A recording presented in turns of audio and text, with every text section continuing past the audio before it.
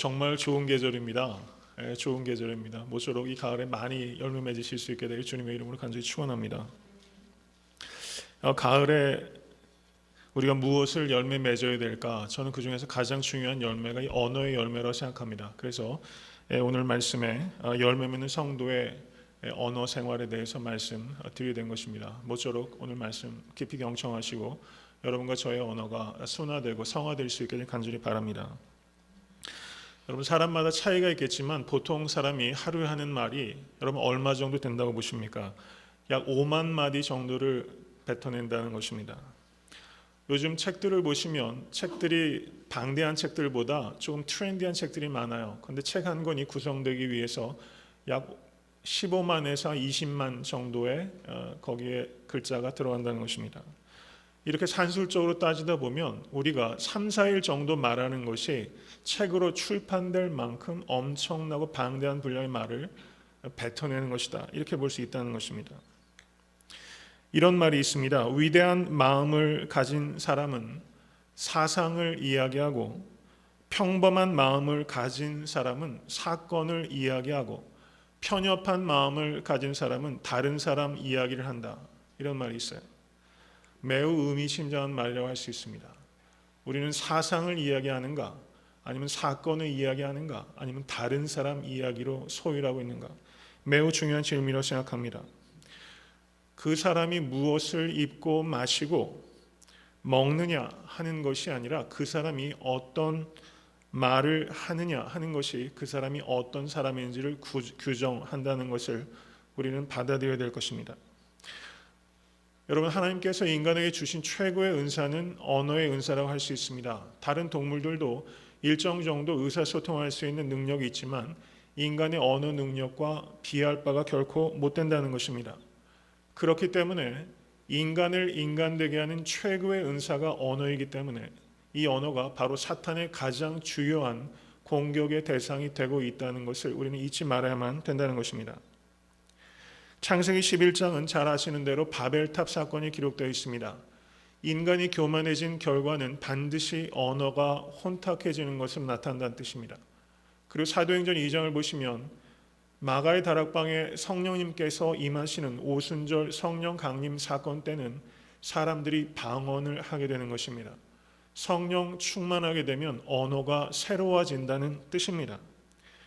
에베소서 4장 22절에서 24절에 사도 바울께서 이렇게 가르치셨습니다. 너희는 유혹의 욕심을 따라 썩어져가는 구습을 쫓는 옛사람을 벗어버리고 오직 심령으로 새롭게 되어 하나님을 따라 의와 진리의 거룩함으로 지으심을 받은 새 사람을 입으라 라고 말씀하셨어요. 옛사람을 벗어버리고 새 사람을 입는 것이 중생한 성도의 마땅한 길이라는 가르침입니다.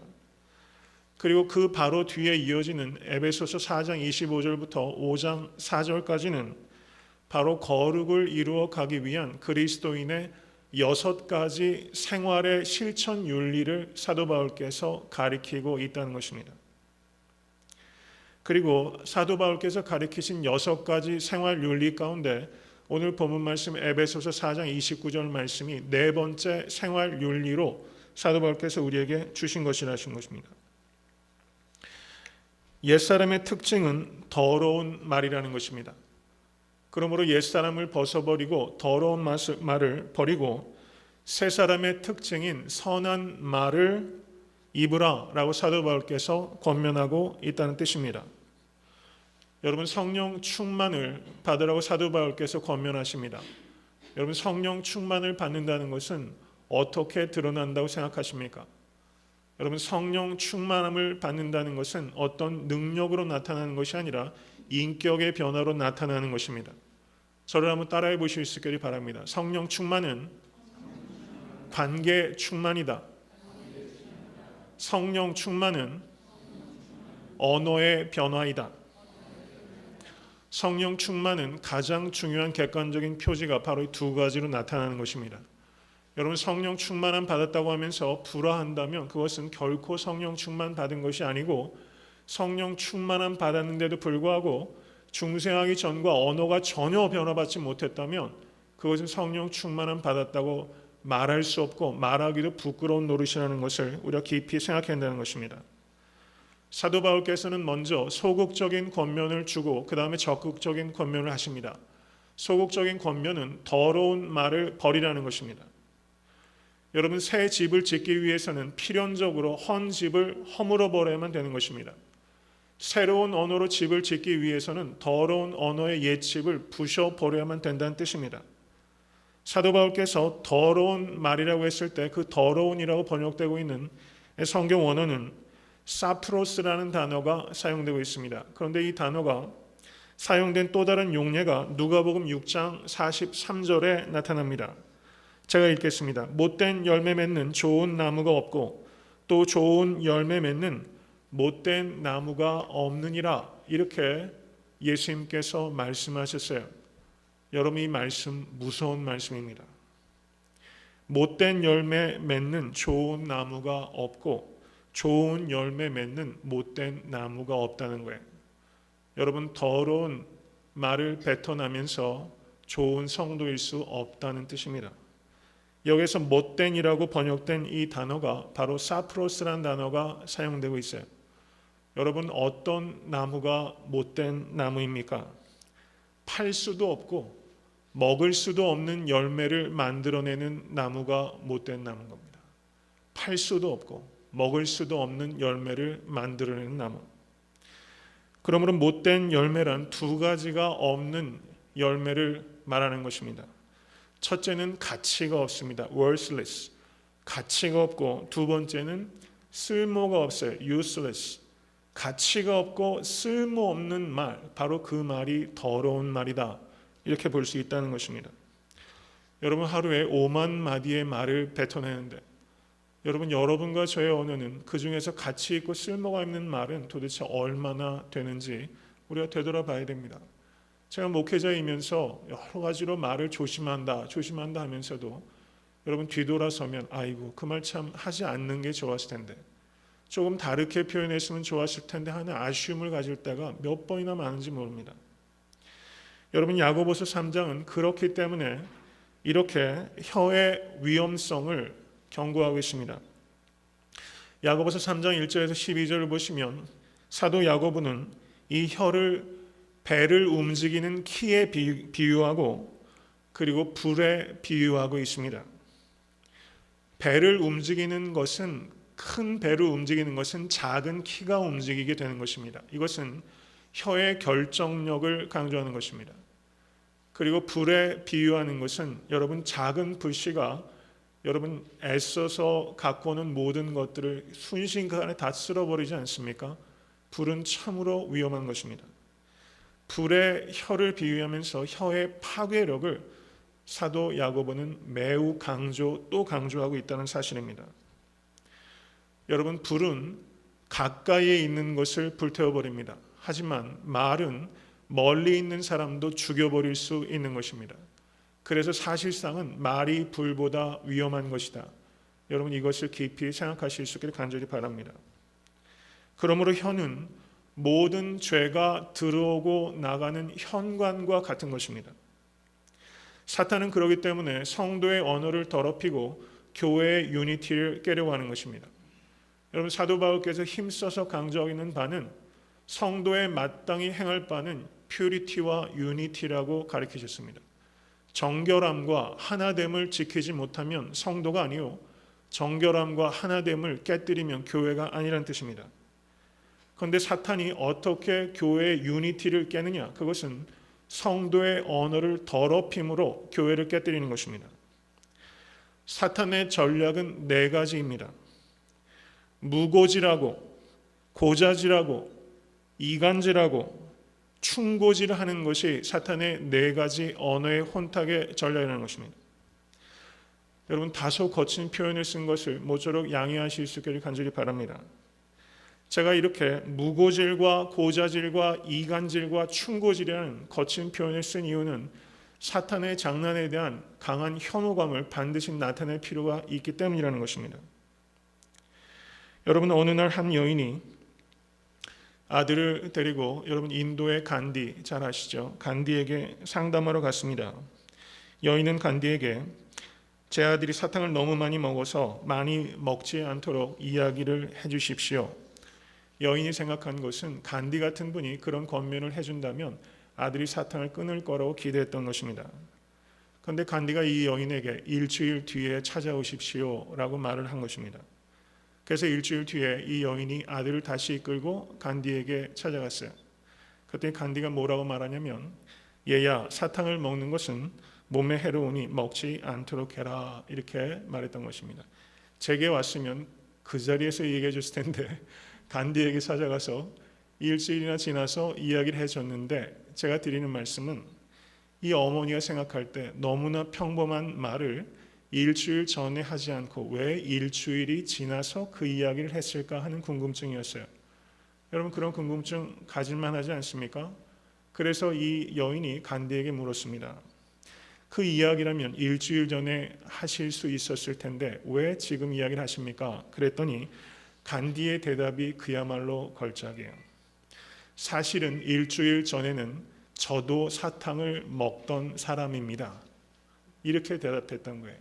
제가 사탕을 끊고서야 아이에게 권면할 수 있겠기에 일주일 뒤에 오라고 말씀드린 것입니다.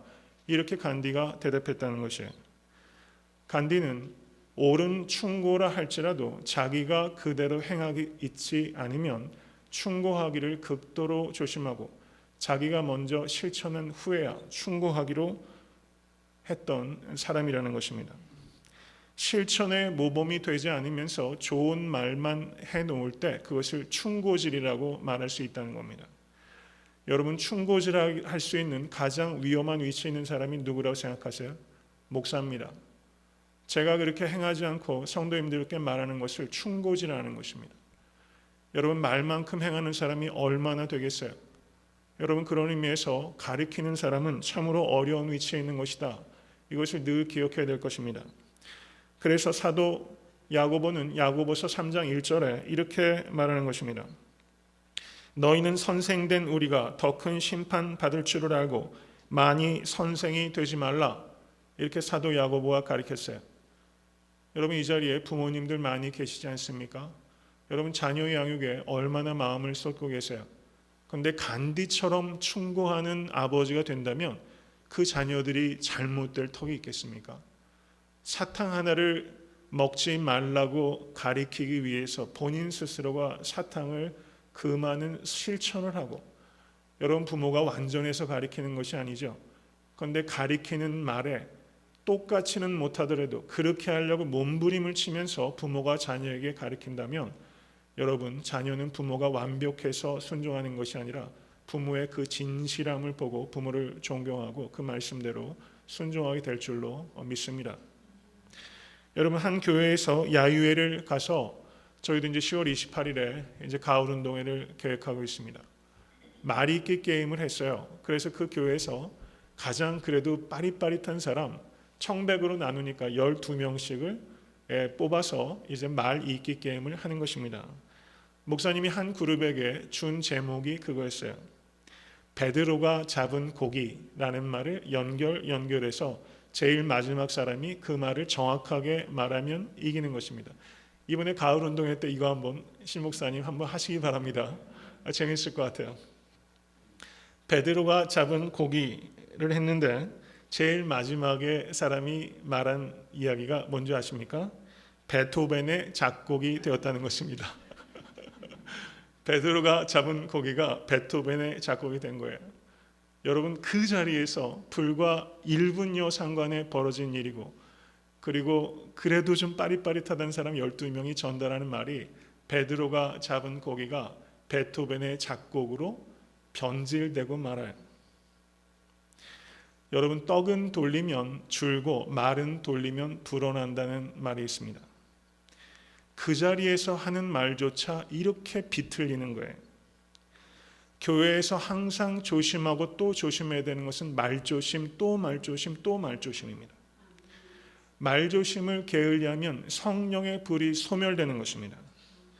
여러분, 교회 성장에게 관계된 책을 보면 그런 이야기들이 있어요. 교회는 가십 때문에 망한다는 말이 있습니다. 교회는 가십 때문에 망해요. 여러분, 말을 가볍게 생각하지 마십시오. 말은 불보다 위험합니다.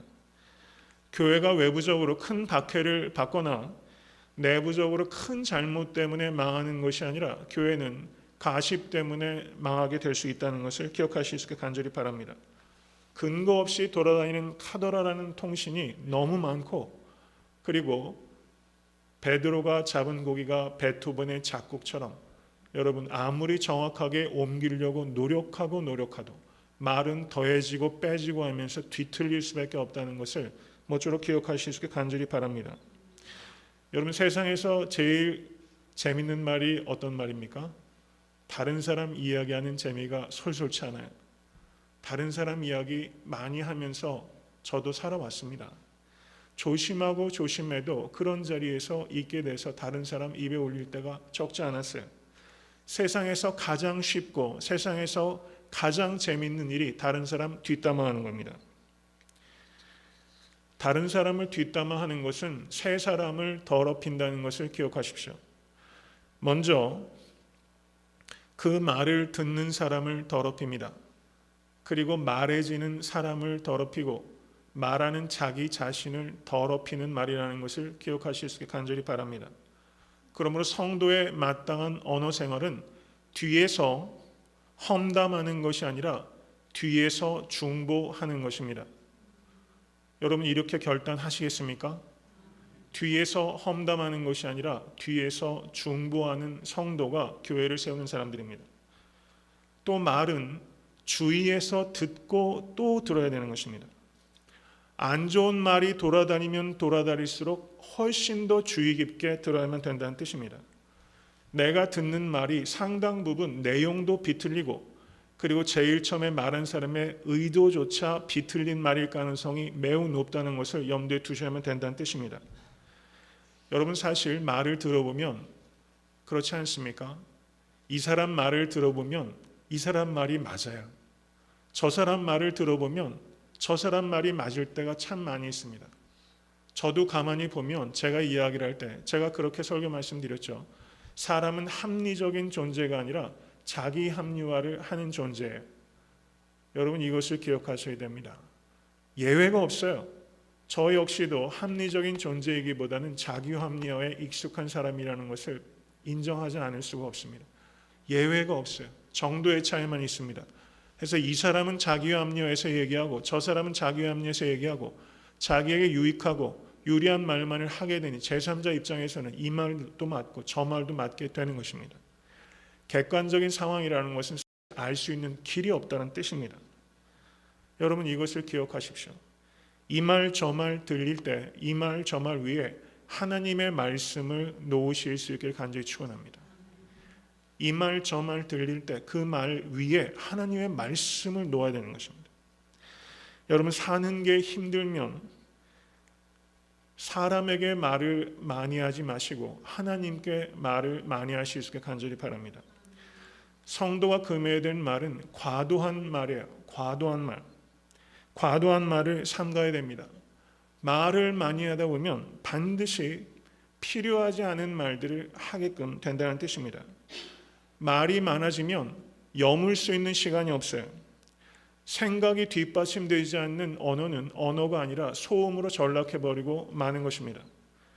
여러분과 저는 어쩌면 말보다는 소음을 만들며 살아왔을지 모른다는 것을 깊이 반성해야 되는 것입니다. 두 번째는 과격한 말을 삼가야 됩니다. 여러분, 말에 도끼를 넣어서 말해서는 안 됩니다. 말에 온기를 불어넣으실 수 있게 간절히 바랍니다. 세상이 과격하면 과격할수록 말에 도끼를 빼야 됩니다. 그리고 온기를 불어넣으셔야 됩니다. 과장된 말을 빼셔야 합니다. 풍부하지만 해프지 않은 말을 하기 위해서 노력하실 수 있기를 바랍니다. 과도한 농담을 삼가하셔야 됩니다. 여러분, 적당한 수준의 농담은 유쾌하게 하고 필요하게 하고 여러분 공동체 활력을 불어넣습니다. 근데 과도한 농담을 하게 되면 유쾌한 것이 아니라 경박해지게 되고, 그리고 성도 간의 교제가 아니라 사람들 간의 교제처럼 변질될 수 있다는 것을 우리가 기억해야 된다는 것입니다. 여러분, 모쪼록 성도님들 언어 생활이 품위를 지키되 지루하지 않는 언어의 주인 되실 수 있게 되기를 간절히 바랍니다.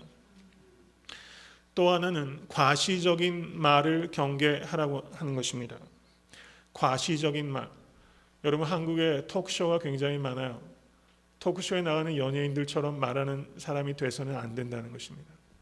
말을 함으로 말미암아 자신의 지식과 자신의 소유와 자신이 갖고 있는 무엇인가를 드러내고 자랑하고 다른 사람의 인정을 받기 위해서 자기중심적인 언어 생활은 중생하지 못한 옛사람의 본성이라는 것을 우리가 생각해야 됩니다. 그럼 중생한 그리스도의 언어의 초점은 어디 있는가? 자기중심적인 것이 아니라 이타적 언어로 바뀌어야만 된다는 것입니다. 다른 사람 말할 수 있도록 기회를 주고 다른 사람 말할 때 끼어들지 않고 적당한 수준에서 서로 쉐어링할 수 있도록 말할 수 있도록 하는 사람이 리더라는 것입니다. 사람이 격해지면 말을 불쑥불쑥 자르고 들어갈 때가 한두 번이 아니에요.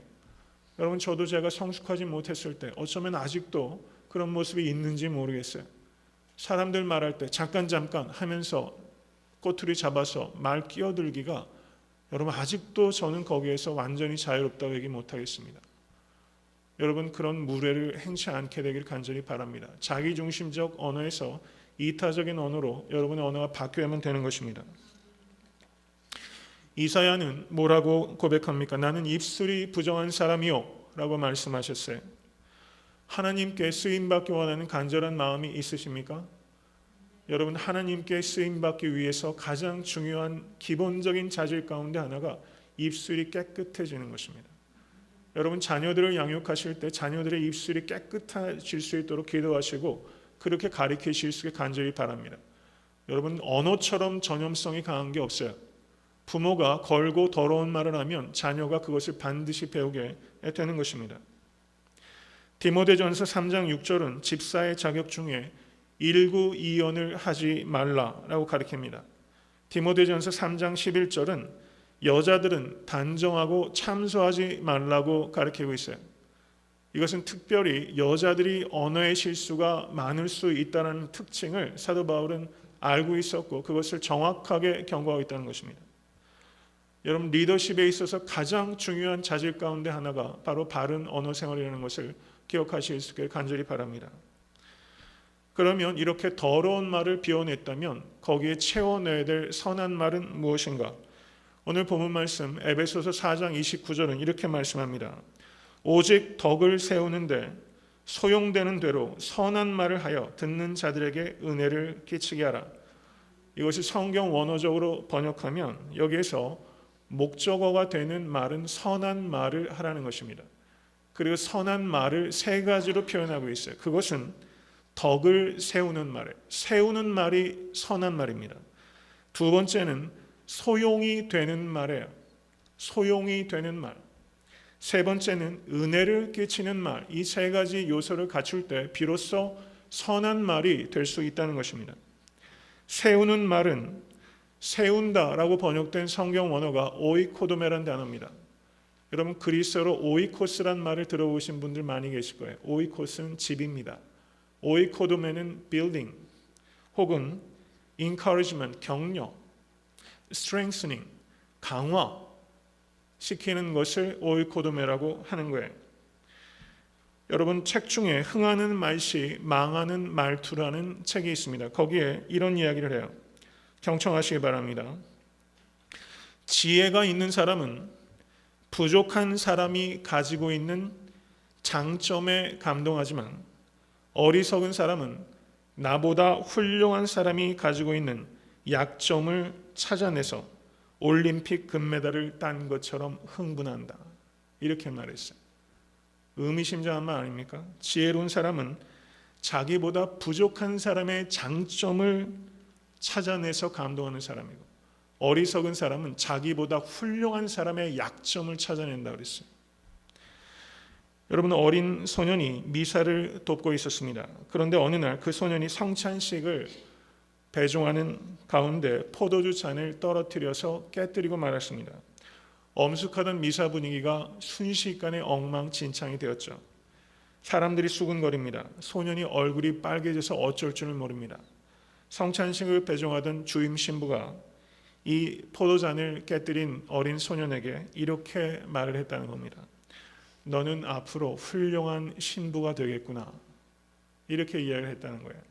그러자 어수선했던 장례가 순식간에 정돈이 됐고 이 신부의 축복대로 그 소년이 나중에 저명한 교육가요, 작가요, 그리고 대주교가 되었던 풀턴 쉰 대주교가 되었다는 사실입니다.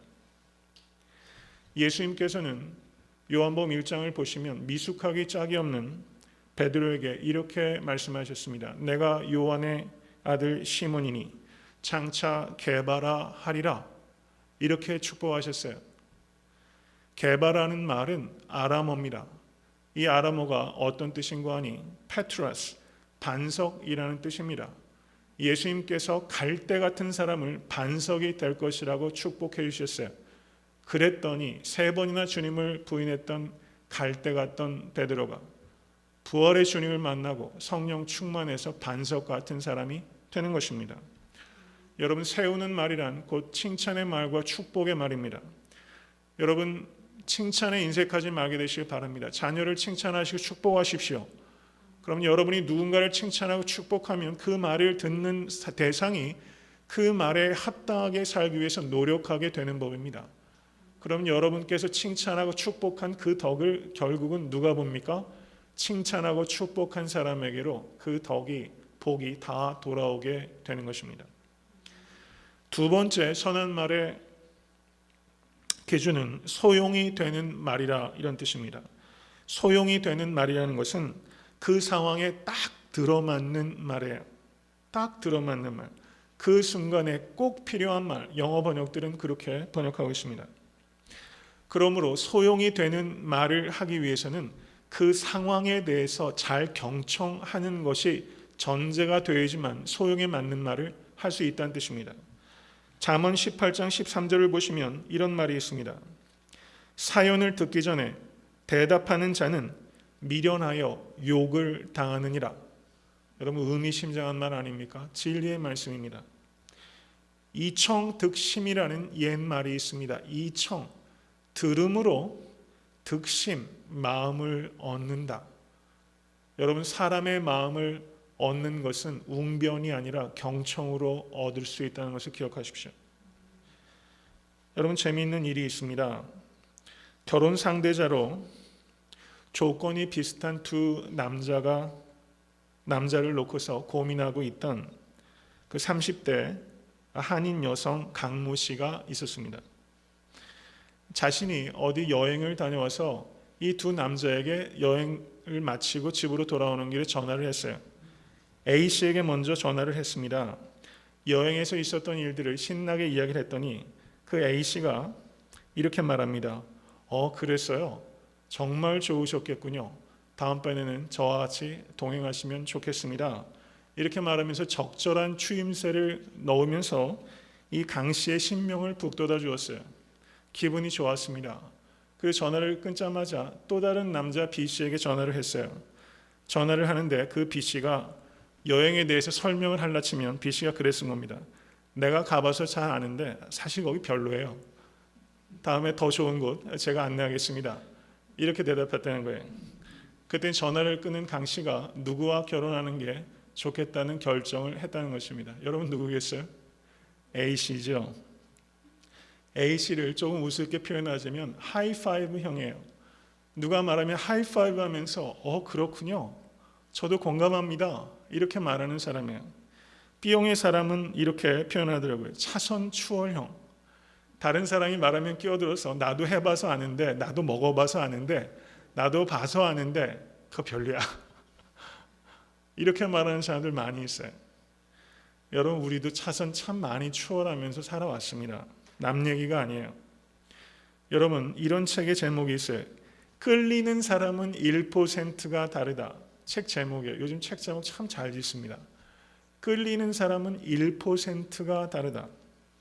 그런데 거기에 대화법에 이런 대화법이 있어요. 1대 2대 3 대화법이 있습니다. 1대 2대 3 대화법. 1분 말하면 2배인 2분을 들어주고 2분 들어줄 때 3번 맞장구 쳐줘라. 그러면 성공한다는 거예요. 1대 2대 3 대화법. 여러분, 정말 이렇게 대화하면 성공하지 않을래야 않을 수가 없고 관계가 여러분 풍성하지 않을 길이 없을 것입니다. 잠언 15장 23절은 이렇게 말합니다. 그 사람은 그 입의 대답으로 말미암아 기쁨을 얻나니 때에 맞는 말이 얼마나 아름다운고. 때에 맞는 말은 아름다운 말입니다. 그리고 때에 맞게 말을 하기 위해서는 반드시 경청의 힘이 바탕에 있어야 된다는 것을 기억하실 수 있기를 바랍니다. 세 번째는 선한 말은 은혜의 말입니다. 거짓된 말, 과격한 말, 악한 말을 하게 되면 사람을 실족시킵니다. 그렇지만 우리가 반드시 기억해야 되는 것은 맞는 말, 옳은 말, 바른 말을 하면서 상대방에게 상처 줄 수 있다는 것을 기억해야 됩니다.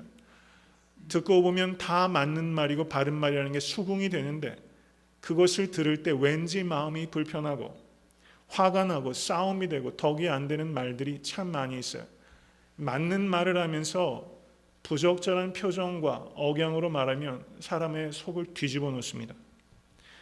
여러분, 케빈 왕이라는 사람이 지은 책 중에 닭을 죽이지 말라라는 책이 있습니다. 그 책에는 데이빗 에반스라는 은행원 이야기가 나옵니다. 이 사람이 한 작은 회사로 파견 근무를 갔는데 이 데이빗 에반스가 매우 신선한 경험을 하게 됐어요. 회의장에 들어가는데 회의장 그 벽에 이런 글귀가 쓰여 있었던 것입니다. 닭을 죽이지 말라. 닭을 죽이지 말라. 여러분, 사업처에 닭을 죽이지 말라는 문구를 붙이시기 바랍니다.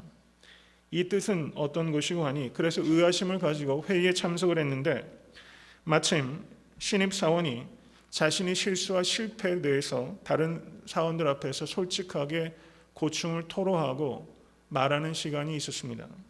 그때 고참 사원들이 실수의 원인에 대해서 지적하고 그리고 충고하는 말투로 이야기를 하지 않는다는 것을 이 에반스가 느낀 겁니다. 그때 비로소 회의실 문 밖에 있었던 닭을 죽이지 말라라는 그 문구를 사람들이 실천하고 있다는 것을 깨달았다는 거예요.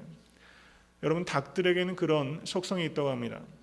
닭이 무리가 있는데 한 마리가 피를 흘리고 있으면 다른 닭들이 달려들어서 그 상처 부분을 쪼아서 죽이는 습성이 이 닭에게 있다는 것입니다. 한 번 실수하면 때로 달려들어서 그 사람을 쪼는 일들이 얼마나 많은지 몰라요. 여러분, 우리에게 이런 속성이 있다는 것을 우리가 기억해야 합니다.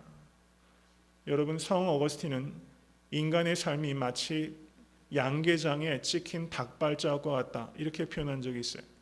여러분, 다른 사람 실수할 때 거기 막 달려들어서 쪼는 닭처럼 우리는 살고 있지 않습니까? 닭들의 회의가 돼서는 안 될 것입니다. 성도님들께서 계신 자리가 닭들의 회의가 벌어지도록 해서는 안 된다는 것을 경계하실 수 있게 간절히 바랍니다.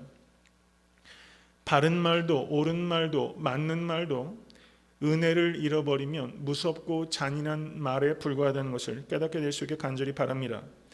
잠언 15장 4절은 올량한 혀는 곧 생명나무라도 패려한 혀는 마음을 상하게 하느니라.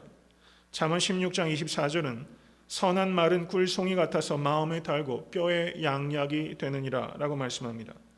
골로새서 4장 6절은 너희 말을 항상 은혜 가운데서 소금으로 맛을 냄과 같이 하라 라고 권면하고 있습니다.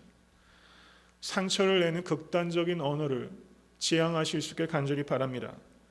대신에 상처를 싸매는 올량하고 선하고 맛과 멋이 있는 슬기로운 언어의 주인이 되실 수 있게 되길 주님의 이름으로 간절히 축원합니다.